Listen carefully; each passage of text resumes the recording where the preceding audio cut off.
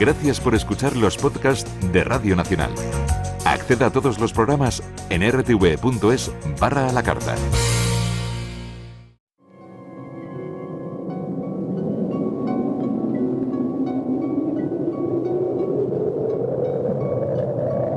Solo cuando el túnel está en la más absoluta oscuridad es cuando puede volver otra vez la luz.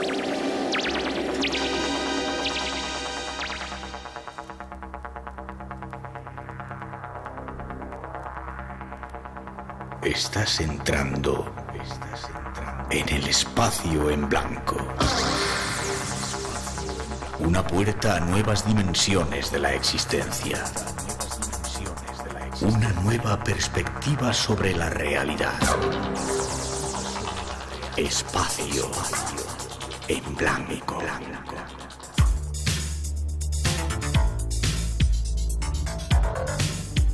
Una producción escrita y dirigida por Miguel Blanco. Con invitados únicos, ahí va un avance del viaje que queremos hacer esta noche.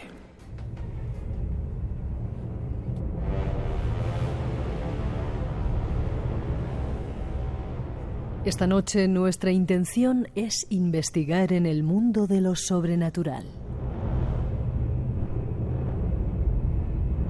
Un viaje por tradiciones de aparecidos, leyendas, personajes del más allá. Caminaremos entre historias de robaniños, fantasmas y mucho más. Será muy revelador.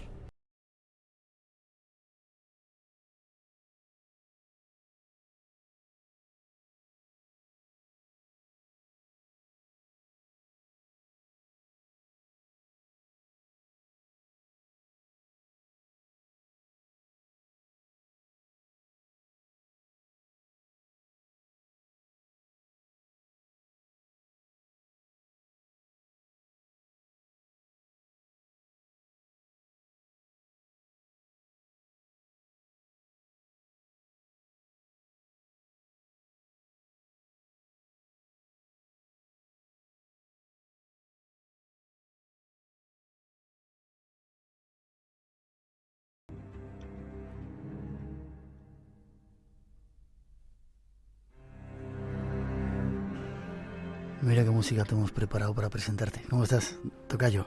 Muy bien, muchas gracias. Miguel Zorita, un placer que estés con nosotros. Hacía tiempo que estaba echándote la vista, el ojo detrás de ti. Es un placer que estés aquí. Cronista, estuviste más en el programa otra vez y nos hemos visto en algunos sitios, no me acuerdo dónde fue. Sí, estuve una vez hace ya años hablando de reliquias.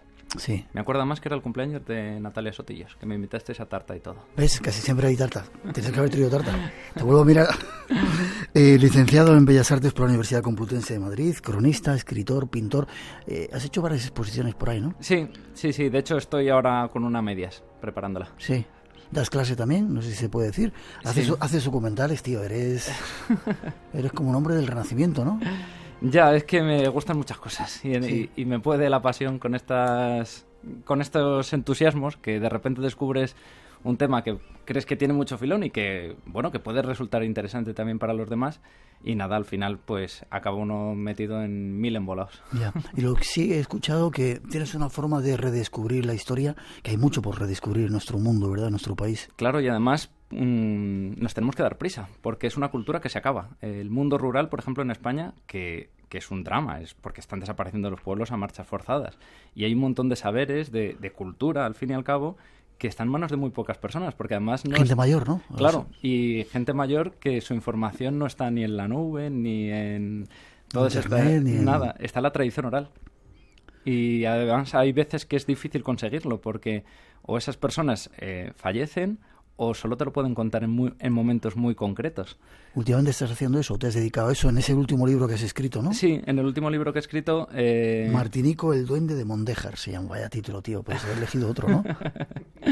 Bueno, la verdad es que es el núcleo protagonista de toda la historia, pero alrededor de él hay toda una serie de personajes, de tradiciones, de culturas, de ritos, que tienen mucho que ver con el mundo de los pastores, con el mundo de la agricultura, con esa cultura rural que no siempre ha estado muchos años como mal vista, denigrada por el mundo de, pues eso, el consumismo, de todas estas cosas. La gente de los pueblos no tienen ni idea, tal. Y en realidad nos transmiten una visión del mundo fantástica, además de que se acerca mucho a estos temas sobrenaturales, con bastante razón en muchos casos, también muy poética, del respeto a la naturaleza, el respeto a los niños, a los ancianos. Deberíamos volver un poco la mirada hacia ese tipo de cosas, ¿verdad? Yo creo que es muy práctico, que en el momento en el que nos encontramos de nuestra historia es importante recuperarlo, claro. Vale, esta noche vamos a intentar hacerlo. Y además te has metido a un proyecto arqueológico de la ciudad de Caracas. Sí, bueno, es que me han metido, digamos. Sí, eso lo dejamos para el final, ¿te parece? Vale. Que no se enfaden los oyentes. Al final seguramente hablaremos de ello. No te enfades tampoco tú, Elena. Hablaremos de ello. A mí me apasiona eso y ya te cojo la invitación para poder ir un día a verlo, excavar, Perfecto. Estar con vosotros y ver cómo se redescubre la historia. Ahora vamos a redescubrir otra serie de cosas. Algunas leyendas y algunos personajes detrás de esa introducción. Fantasmas y aparecidos siempre ha estado muy presente en nuestra cultura. Nos resistimos a dejar marchar para siempre a nuestros difuntos. Las ánimas se ven y se sienten a nuestro alrededor, bien con la forma que tuvieron en vida, bien adoptando la de animales o elementos inanimados de la naturaleza, o como un aroma o una ráfaga de aire frío. Son algunos datos de este mundo de aparecidos sobrenaturales. Conozcamos algo más de ellos. Miguel, ahora que estamos cerca de esa noche de Todos los Santos, que aquí no queremos llamarla Halloween, cómo nos han metido, qué influencia, claro, para quitarnos todo lo que son nuestras tradiciones auténticas, ¿no? Nosotros estamos llenos de ellas. Sí, y de hecho muchas veces son de ida y vuelta. Es decir, muchas de las tradiciones que hoy llamamos Halloween, con lo de las calabazas y todo esto, se hacía anteriormente en Europa. Solo que se llevó a Estados Unidos y nos llega ahora de regreso. En toda esta zona, por ejemplo, en la que yo he estado centrando el libro del Duende de Mondéjar, se hace lo de las calabazas, pero ¿sí? Desde tiempo inmemorial. Sí. ¿Y cómo las utilizan? Pues es lo mismo, dejarlas en las puertas para asustar. ¿Sí? Claro, pero se hacía desde mucho antes que llegase la moda americana. Y luego dicen que han sido ellos. No. Hay un mundo sobrenatural. ¿De dónde surge esa necesidad o esas figuras sobrenaturales que están en todas las tradiciones, en todas las culturas, en todos los pueblos? Pues fíjate, yo creo que hay cosas que vienen desde tiempos prerromanos. Incluso he encontrado menciones a diablos que son nombres de dioses prerromanos. El dios Airón, por ejemplo, aparece luego citado en los archivos inquisitoriales como un diablo al que adoran las brujas.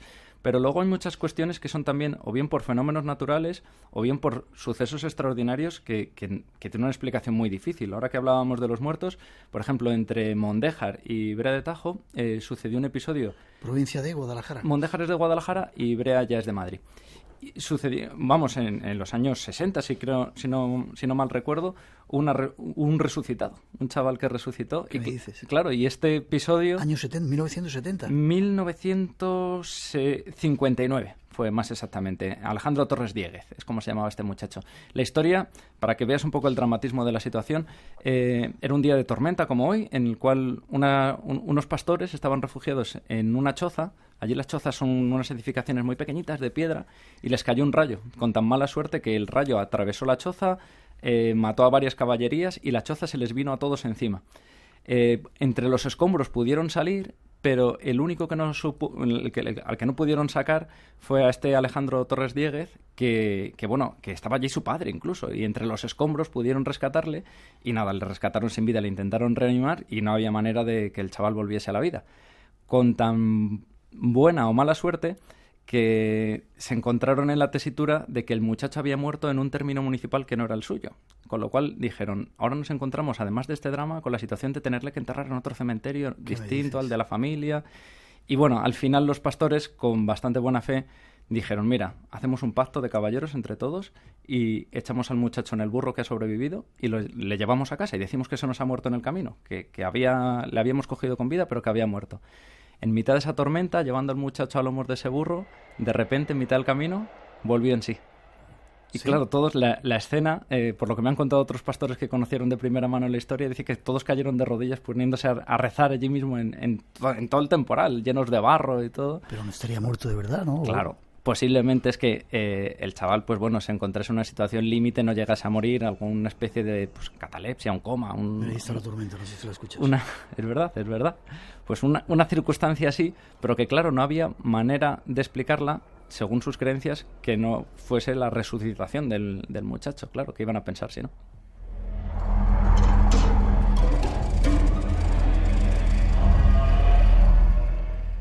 Y es curioso porque, como te decía, en casi todos los sitios creen en ese tipo de cosas, que la muerte se anuncia, ¿no?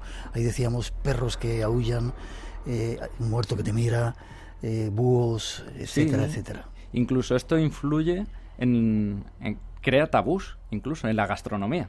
En Breda de Tajo hay una tradición muy curiosa, un tabú, en realidad, con las gachas. Las gachas es un alimento así muy invernal, de ahora, de noviembre, de diciembre, de todas estas fechas, que es una especie como de puré, digamos, ¿no? Y si ha fallecido alguien en el pueblo, no se pueden comer gachas. Y da igual que las tuvieses hechas. Si las tienes hechas, las tienes que tirar. ¿Y eso? Porque dice la tradición que viene el muerto y las remueve con el dedo. Bueno, en realidad, yo creo que eso esconde detrás es una especie de creación que ha hecho pues el inconsciente colectivo. Vaya usted a saber que en realidad se basa en un recuerdo del latirismo. Es que las gachas se hace con harina de almorta, que si las comes en exceso, si basas tu dieta solamente en la harina de almortas, te intoxicas por una sustancia que tienen las almortas, que es ese tubérculo con el que se hacen. ¿Sí? Y es una manera que tiene la tradición oral de decir, cuidadín con las gachas, no os paséis, porque pueden ser peligrosas. Y han introducido ahí el elemento sobrenatural de que vienen los muertos y que hacen todo este tipo de cosas para que la gente tenga cuidado.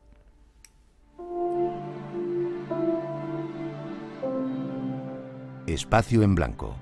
Tu cita con lo desconocido. En Radio Nacional. Con Miguel Blanco. Y esta noche con Miguel Zorita, nuestro invitado en esta primera parte del programa.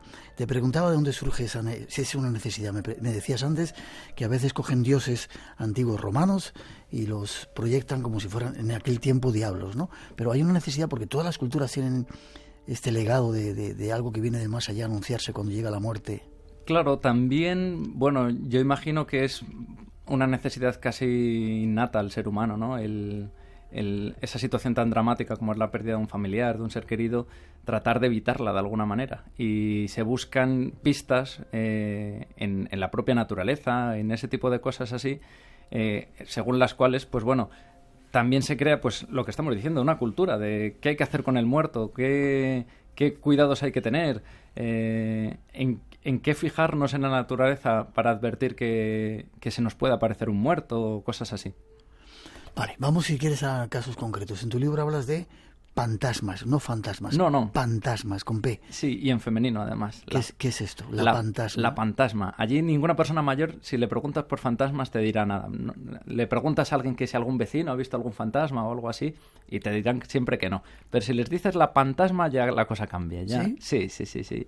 Yo además he recogido casos en el pueblo de personas que la han visto, a la fantasma. Y hay distintas versiones de lo que es la fantasma realmente.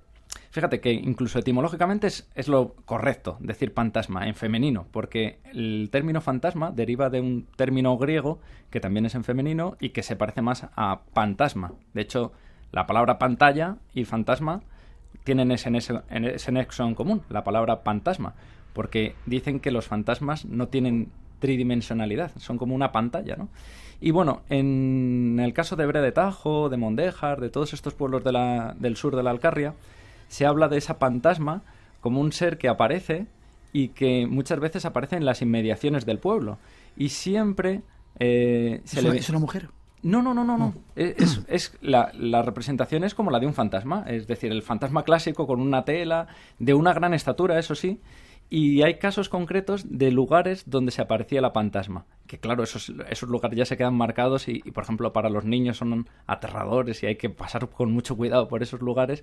Pero luego es verdad que aparece el tema de la picaresca, según la cual mucha gente se aprovecha de la fantasma para jugar con el miedo de la población. Es decir, por ejemplo, a mi abuelo le intentaron robar las mulas unos tipos disfrazados de la fantasma. Porque claro, en el momento en el que esas creencias que están tan arraigadas, alguien a las 3 de la mañana te encuentras con unos tipos disfrazados de fantasma, si realmente crees en ellos sales zumbando y pasas de acercarte a ese lugar. Y claro, aprovechaban para eso. Hablaba yo una vez con el hombre más mayor de Breda de Tajo Y yo le preguntaba que qué hacía la fantasma. Y me decía, hombre, pues depende de la temporada del año. Si es en verano, pues robaba uvas. Si era en invierno, robaba aceitunas. Pero bueno, lo que sí que es verdad que eso crea pues una serie de personajes y una serie de tradiciones que son muy, muy interesantes. Yo en el libro insisto que no entro a cuestionar si las creencias son reales o no. A mí eso me da igual. A mí lo que me interesa es qué se genera alrededor de todos estos personajes. Por ejemplo, hay otro caso de la fantasma que dicen que se aparece en un despoblado. Entre Brea de Tajo y Drieves, que también es otro pueblo de Guadalajara, hay un pueblo medieval que desapareció y de hecho solo queda una pared en mitad del campo, en mitad de la nada. Y dicen, algunas mujeres mayores de allí del pueblo me contaban que a ellas, sus padres les asustaban diciendo que justo detrás de esa pared era donde vivía la fantasma y que como tú te ibas moviendo en torno a la pared nunca la veías, pero siempre estaba ahí acechante. ¿Y cómo es?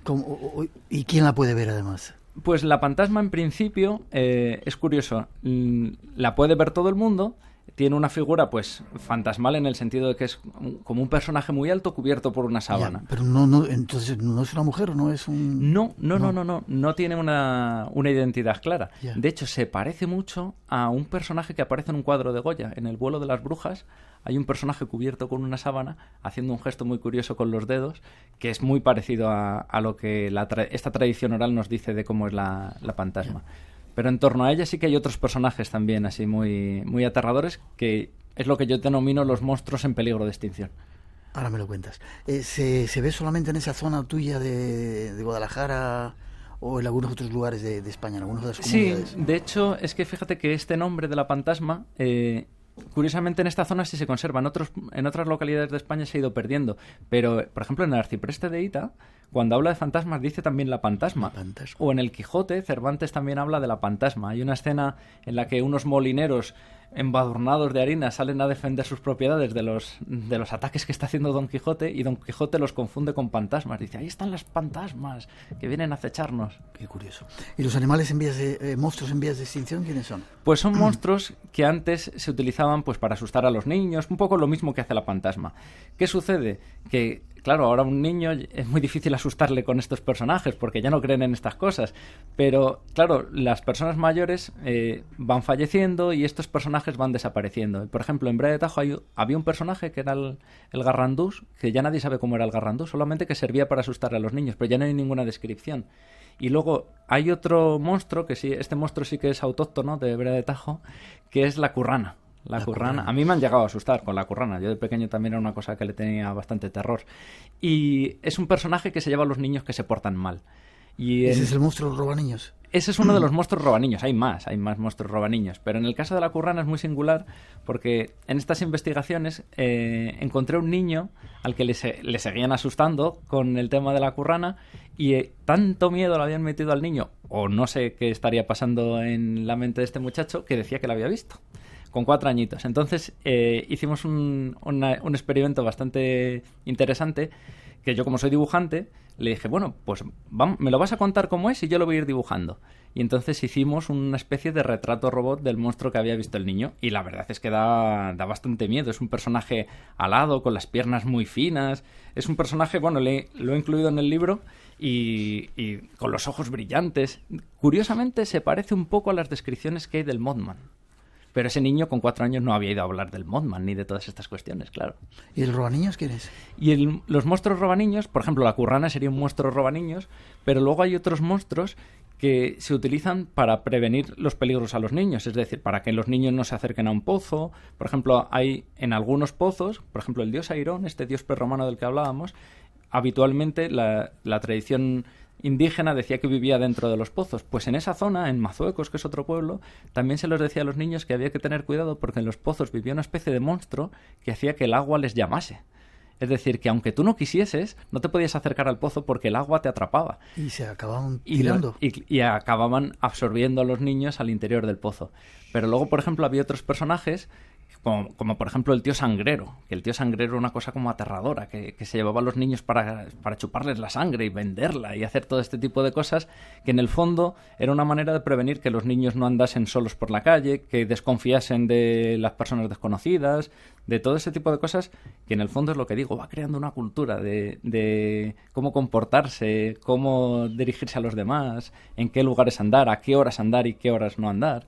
Qué curioso. ¿El chico de Mondéjar quién era? Pues el chico de Mondéjar es, fíjate, tiene hasta un nombre específico dentro de estas cosas del folclore, que sería un personaje paremiológico. Esto que parece tan raro, seguro que los oyentes lo van a entender rápido. Los personajes paremiológicos son aquellos de los que hablamos habitualmente en las expresiones, pero en realidad no sabemos quién son. Mateo el de la guitarra, Perico el de los palotes, Rita la cantaora... Pero que luego, si uno tira del hilo un poquitín y hace una indagación histórica, descubres que existen. Rita la cantaora, hay fotografías de ella, era una señora que vivía en Carabanchel. Pues bien, en Brea de Tajo, a los niños, cuando se están empezando a quedar dormidos, se les dice, vamos a la cama, que viene ya el chico de Mondéjar.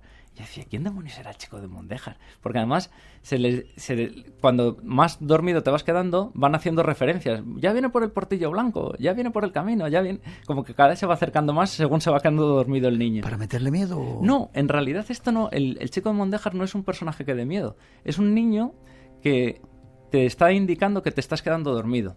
Que eso lo he encontrado en otros pueblos, por ejemplo, dentro de estas cosas de la tradición oral. En Herreruela de Oropesa, en Toledo, también encontré un caso que decían que era un niño que se llamaba Fernandito. Y se supone que Fernandito es un niño muy pequeñín que le sale a los niños de las orejas cuando se están quedando dormidos. Y los padres lo ven, pero el niño que se está quedando dormido no. Entonces es un indicativo de que el niño se tiene que ir a la cama. Y se les decía eso, venga, que ya está saliendo Fernandito.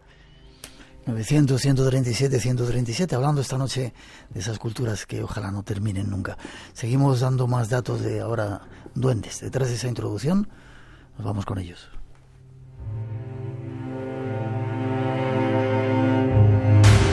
Yo nunca he matado a nadie. A sangre fría. Ficción sonora inspirada en la investigación de Truman Capote. Así que Dick me tenía miedo. Con Nacho Novo entramos en la mente del asesino. No eres ni la mitad de hombre de lo que presumes. Martes 30, a las 8 de la tarde, cara al público en la Casa Encendida de Madrid. Nos lo vamos a pasar muy bien. Entrada libre hasta completar aforo. ¡Deja en paz a mi familia! Vídeo en streaming y emisión en directo por Radio 3. ¿Qué coño haces? Radio Televisión Española. La fuerza de todos.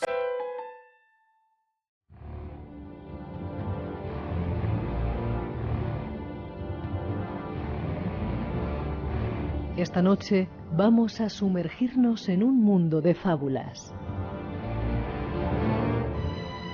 Existen muchas, en multitud de lugares, y entre ellas sobresale la del duende conocido como el Martinico. El Martinico no es un duende malo, todo lo contrario. Su aspecto es de un ser pequeño, regordete, narigudo.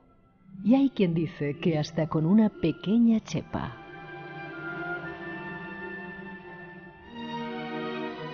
Casi siempre va vestido con un hábito de monje de color rojo.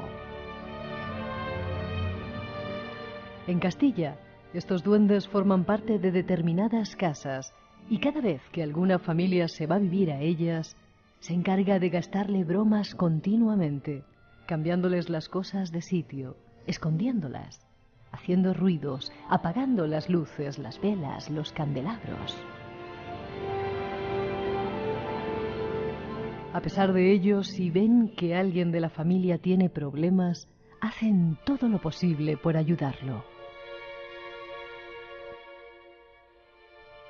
En ocasiones se encariñan tanto de una familia que cuando estos se mudan, Martinico se hace un atillo y se traslada con ellos.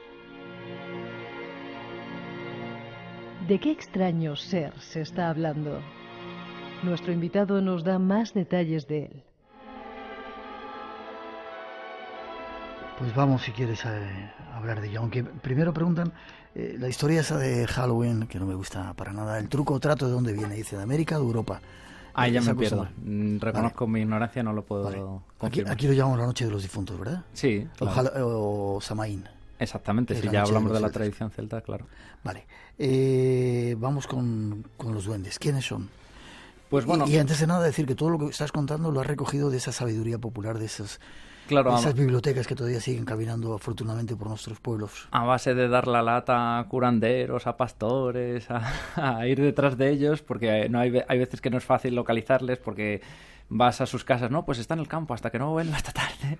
Tienes que irles a buscar donde estén. Pero claro, que en el fondo, la definición que tú has hecho es buenísima por eso, porque es que tienen un saber único y que se muere esa generación y se acaba para siempre. Y como no se recojan libros, en programas como el tuyo, desaparece y se acabó. Y no sabemos ni recetas, ni canciones, ni conjuros, ni cosas de estas.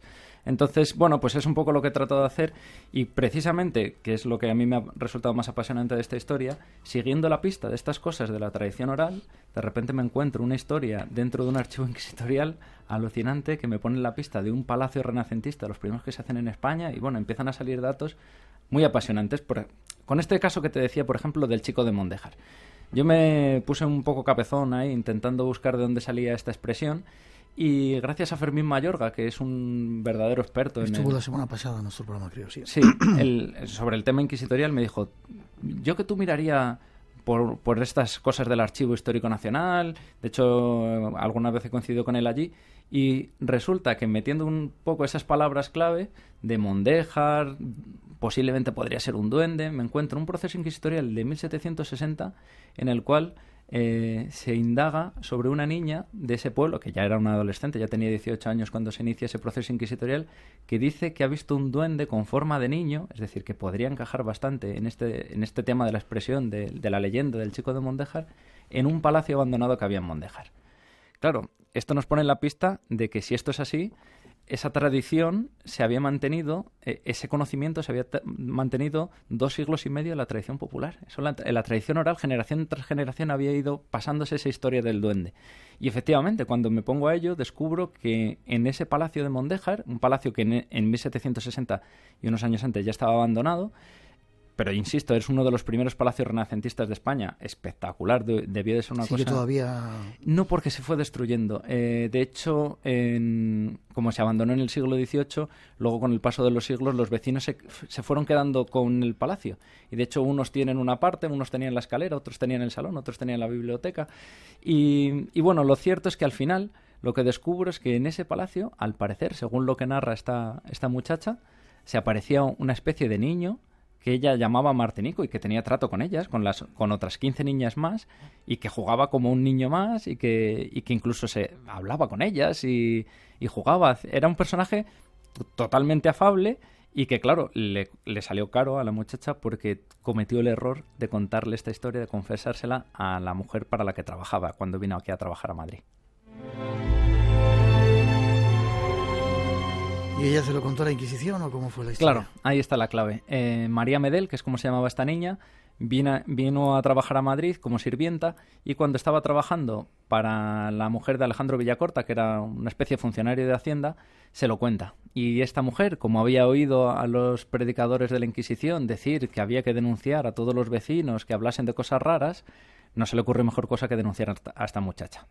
Y a partir de ese momento, lo que hace la Inquisición es investigar en secreto a todo el pueblo de Mondéjar.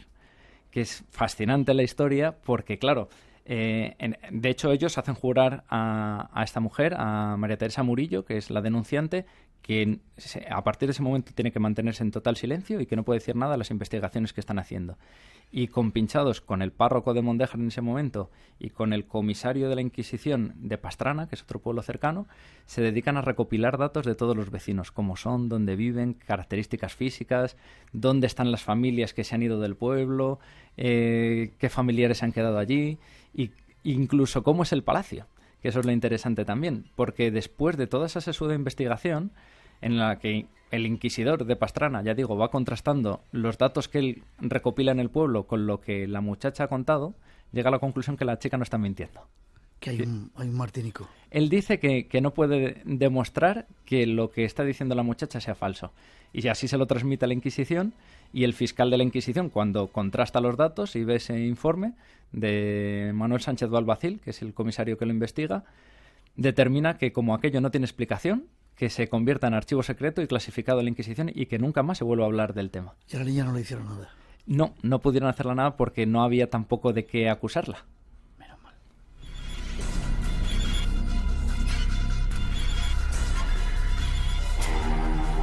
Sin embargo, Miguel, la historia de los duendes o la imagen de los duendes está en muchas culturas, en el norte, en el sur, no solamente en España, sino en toda Europa, ¿verdad? Claro, de hecho, yo hay un apartado del libro que se lo dedico a la posible explicación histórica del origen de los duendes.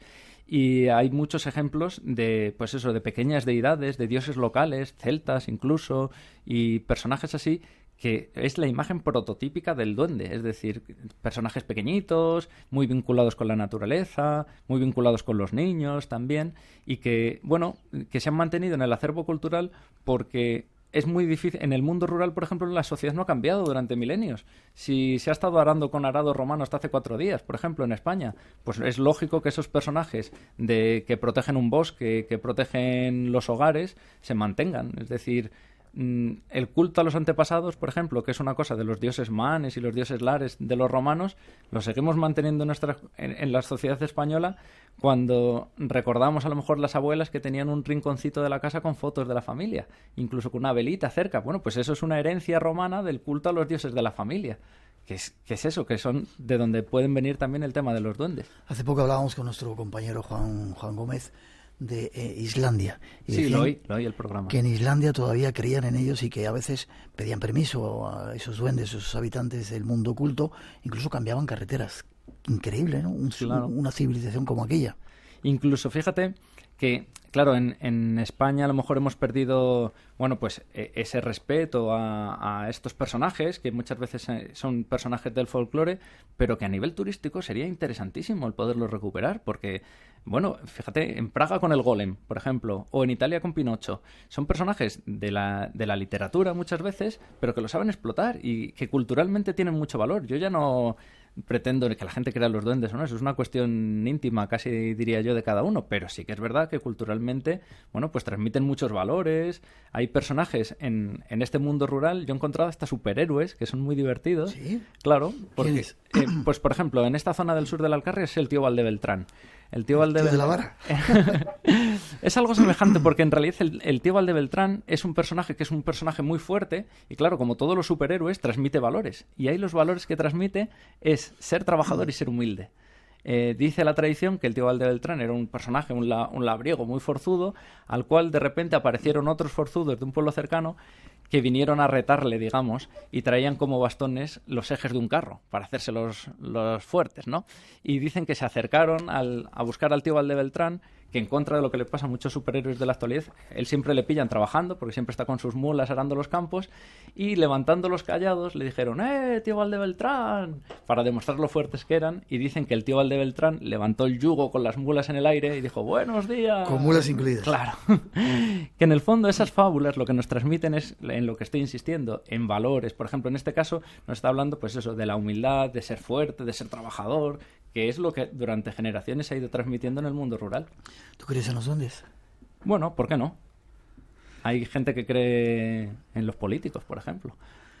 No voy a decir nada. 900-137-137 nuestro teléfono por si queréis preguntar. Seguimos viaje todavía. Esta noche, en Espacio en Blanco. Pues un sonido, un estruendo espeluznante, como yo lo califiqué después, pues nos paralizó, ¿no? Y era un sonido de carraca, vi que ese sonido salía de ahí, de algo que brillaba, o sea, que se veía como algo que se estaba moviendo, así como haciendo, como si dijéramos un efecto peonza, y que daba como unos destellos como de que era algo metálico, como que tenía algo metálico, se veía como negro, como si fuera negro, pero a la vez metálico.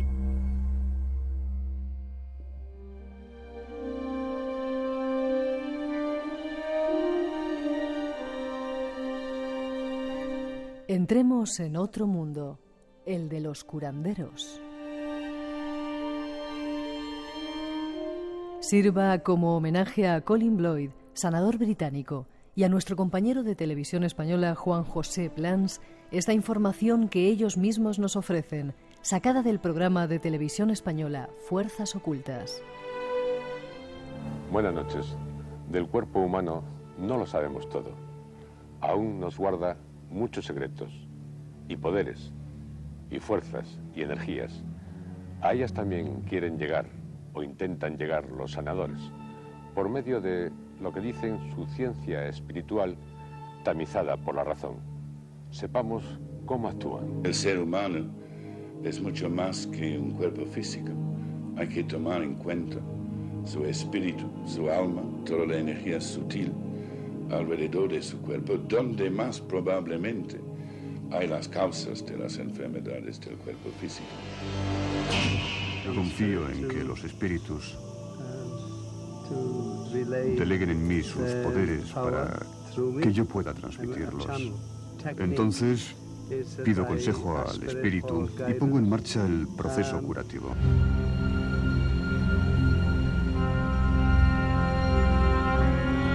Es el mundo de los curanderos, de los sanadores.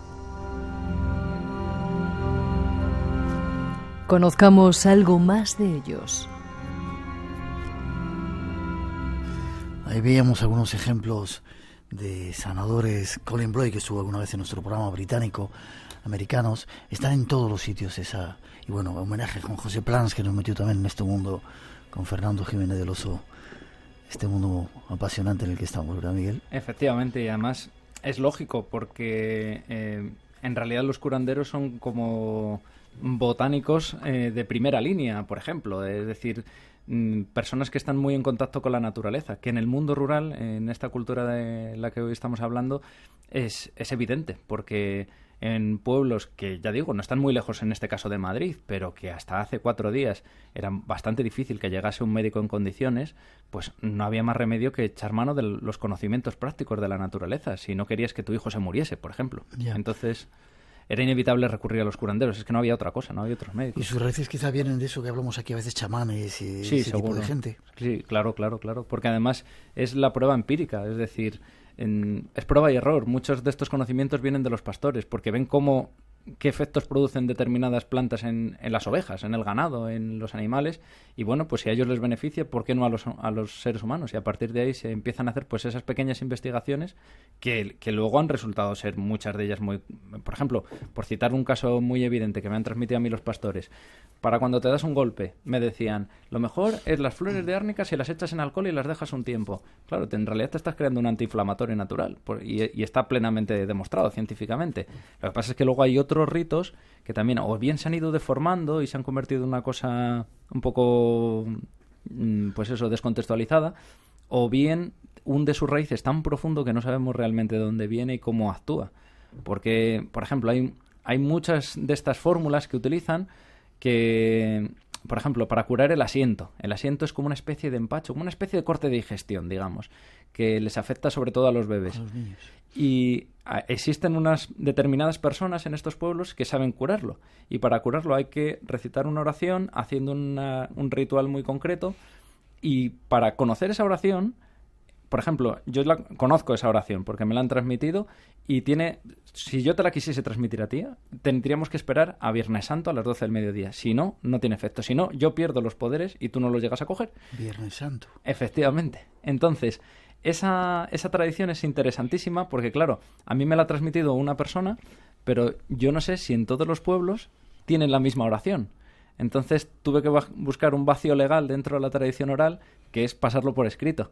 Entonces yo me fui pueblo por pueblo con la hoja que me habían dicho a mí, la oración que me habían dicho a mí, para ver si los de los pueblos de al lado tenían la misma oración. Y me decían, no, esto es diferente, este párrafo no es así. Nosotros decimos antes otra cosa. Y entonces, pero muy, muy en secreto. Es decir, esto nada de contármelo en la calle. Si queremos hablar de esto, pasas a mi casa y cuando no haya nadie te lo cuento en el salón, medio escondidas y vemos cómo funciona. ¿Y has comprobado si funciona? Yo lo he probado conmigo y sí, a mí sí me funcionó. Tampoco puedo demostrarlo científicamente cómo es esto, pero sí que es verdad que hay una cosa apasionante en este tema. Además de que es una oración que sirve para animales y para personas, indistintamente, que esto también es un factor muy interesante, que los curanderos se ocupan también de los animales, les dan una categoría, pues casi como a los seres humanos, también merecen unos cuidados, ¿no? Y es muy interesante porque evidentemente muchas cosas del curanderismo puede ser por efecto placebo, por sugestión, que no deja de ser misterioso, porque que te cures por tu propia sugestión es bastante interesante. Pero claro, ¿cómo sugestionas una yegua, por ejemplo? Yo conozco un caso de una yegua a la que la curaron con este tipo de cosas. ¿Cómo la sugestión o cómo sugestionas a un bebé que no sabe ni lo que están haciendo con él? Entonces, ahí hay unas cosas bastante interesantes de explicar, claro.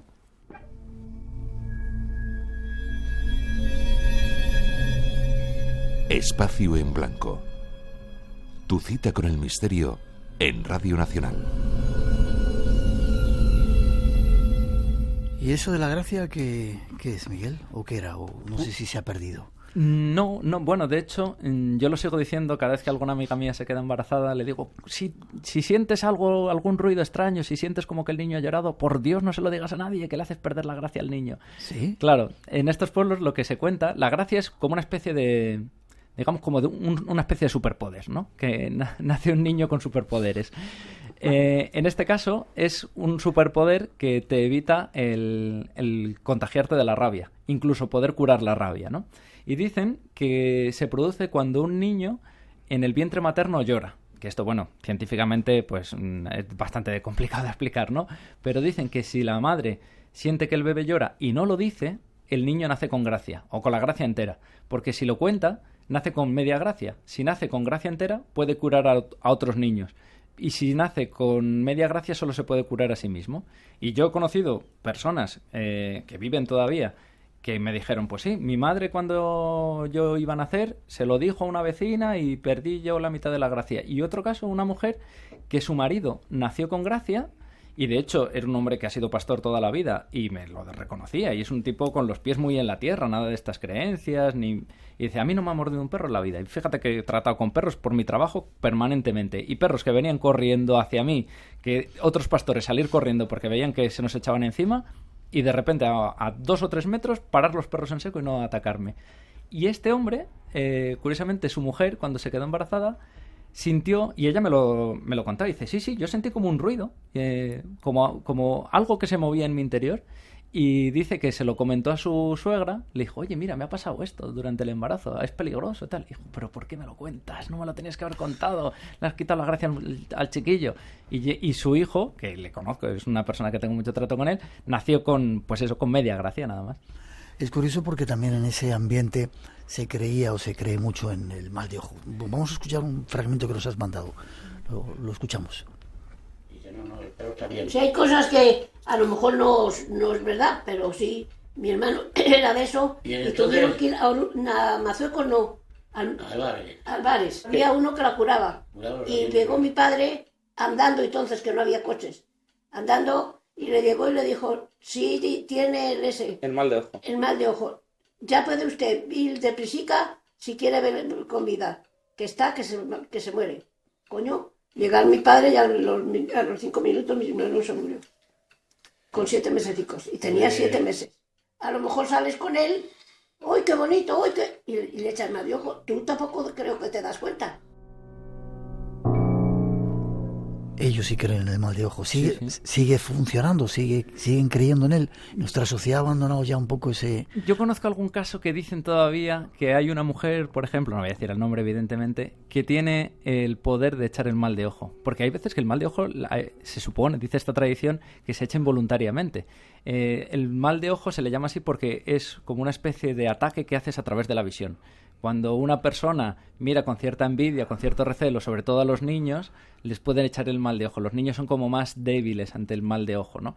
Y por eso les afecta más. De tal manera que había amuletos, cositas así para que despistar, sobre todo campanillas, cosas que sonaban para que la persona que echa el mal de ojo se despiste y no mire con tanta atención al niño. Porque si le echa el mal de ojo al niño, pues como en este caso que nos contaba esta mujer, podía llegar a morir. Que bueno, yo evidentemente... y hago mucho hincapié en el libro que no hay que recurrir a estas cosas con la sanidad que tenemos a día de hoy, evidentemente. Pero sí que es verdad que no podemos obviarlo como una tradición y como parte de nuestra cultura. Esta mujer no la puedo yo convencer de que su hermano no murió por el mal de ojo, claro. Pero lo curioso es que había entonces gente que era capaz de curar el mal de ojo con algún rezo, ¿no? Pues por ejemplo con esta oración. Con la oración esta que te he dicho antes, que se transmite de esa manera, tú sabes si la persona enferma está enferma por mal de ojo o por otra cuestión. De hecho, hay un caso de una niña que pensaron, conozco a la niña y tal, no voy a decir el nombre evidentemente, pero que pensaron que era por mal de ojo, le hicieron la oración y el remedio que pusieron no funcionaba y dijeron ni es por la enfermedad, ni es por el asiento, que es lo que estamos pensando nosotros, ni es por el mal de ojo. Y al final era una peritonitis. Sí. Sí, y llegaron a ese diagnóstico varias curanderas. ¿Has conocido alguna en ese periplo por el mundo rural? Sí, ¿Todavía? Sí. ¿Siguen existiendo? Sí, de hecho es en lo que yo insisto. Esto está todavía en las personas mayores y los jóvenes muchas veces no recurren a ello porque no lo conocen. Es decir, chavales que son grandes lectores de Harry Potter y su abuelo se sabe un conjuro que se transmite de padres a hijos generación tras generación, pero los mayores piensan que a los jóvenes no les interesa y los jóvenes por desconocimiento no recurren a los mayores. Y eso se pierde. Y claro, está en un vacío local que se termina perdiendo. Por eso yo con este libro he intentado un poco, pues eso, rescatarlo para no perder estas cosas tan chulas. Vale. ¿Y crees que ese tipo de seres, no sé si la diferencia entre sanadores y curanderos hay alguna, tienen algún tipo de don? ¿Es solamente un conocimiento heredado o hay algo más? ¿Tienen poderes? Claro, de hecho, ellos hablan que la gracia puedes nacer con ella o la puedes transmitir también. Pues, por ejemplo, con esto que os digo de la oración, esos poderes curativos se pasan y corren peligro si no se hace el ritual bien. Es decir, un curandero puede traspasar sus poderes a otra persona, a un discípulo, pero siempre siguiendo unas pautas. De hecho, fíjate, ahora que estamos en el medio radiofónico, el tema de la palabra es súper interesante, que ya no solo la tradición oral, muchas de estas cosas se mantienen solamente de padres a hijos, de boca a boca, sino que muchas cosas de las curaciones es diciendo, hablando. De hecho, en la propia Biblia sale, cuando el centurión le dice: solo con una palabra tuya bastará para sanarme. Por eso, porque confiaban que con el hablar ya podías curar a alguien. En 3 minutos nos cuentas, casi terminando, ahí está nuestro homenaje a ese mundo rural y esa cultura que ojalá no se pierda nunca, gracias a ti y a unos cuantos que hay por ahí recuperándola. Caraca. ¿Qué es Caraca? ¿Qué estáis haciendo? Pues Caraca es un proyecto interesantísimo a nivel arqueológico, ya se sale de todo este tema del folclore, evidentemente, pero bueno, es la búsqueda de una ciudad perdida, la ciudad perdida de Caraca, que se tenía constancia de ella a través de... Se pensaba que era Guadalajara, ¿no? Fue una de las ubicaciones. Hasta el año 2016 había pues bastantes ubicaciones porque no se sabía el lugar exacto. Y finalmente un equipo arqueológico, capitaneado por Emilio Gamo y Javier Fernández Ortea, descubrieron la ubicación real. Es decir, ya no había duda. Con georradar, con todos los medios técnicos y profesionales de estas cuestiones, descubrieron que en las proximidades de Drieves, Drieves, que está también al sur de Guadalajara, ya, pues eso, en las orillas del río Tajo, ese yacimiento que los vecinos conocían desde antaño y que incluso había leyendas también de que era ese lugar tesoros, ¿no? De tesoro, se encontró un tesoro, de hecho, en 1945 allí, que está en el Museo Arqueológico Nacional. Pues ahora tenemos la alegría de haber descubierto esta pieza clave del pasado, que es curioso que está sosteniendo el posible futuro de estos pueblos. Hay que recordar que estos pueblos están en peligro de desaparición porque, pues bueno, la gente marcha a las ciudades y queda, pues eso, no hay industria, no hay cómo sostener estos pueblos, y ahora parece que ese pequeño aliciente, esa ciudad perdida, ese yacimiento arqueológico puede ser el acicate para el futuro. ¿Se puede ir a ver? Sí, lo que pasa es que todavía los restos no están visibles porque... ¿Estáis trabajando en ello, no? Claro, estamos trabajando en ello. Yo participo allí como dibujante, tengo la gran suerte de poder trabajar con ellos. Y bueno, dentro de poco saldrán los resultados de la segunda campaña de excavación que hemos hecho este 2018, y aparecen, bueno, pues eso, ya restos increíbles de pues una ciudad con todas las de la ley, con su acueducto, sus termas. Qué apasionante.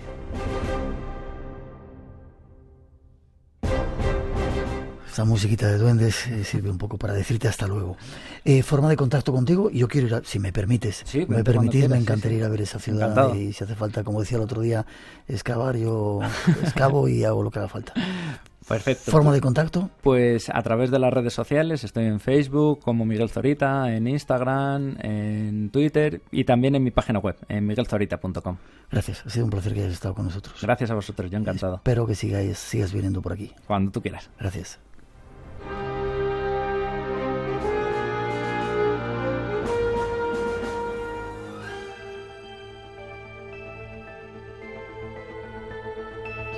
Despedimos nuestra primera hora, llega el momento de las noticias, las 3, las 2 en las Islas Canarias. Enseguida regresamos, viene David Cuevas con otras historias extrañas, a veces de ovnis, de extraños avistamientos y mucho más que tenemos para contaros aquí en el Espacio en Blanco en Radio Nacional. Enseguida volvemos.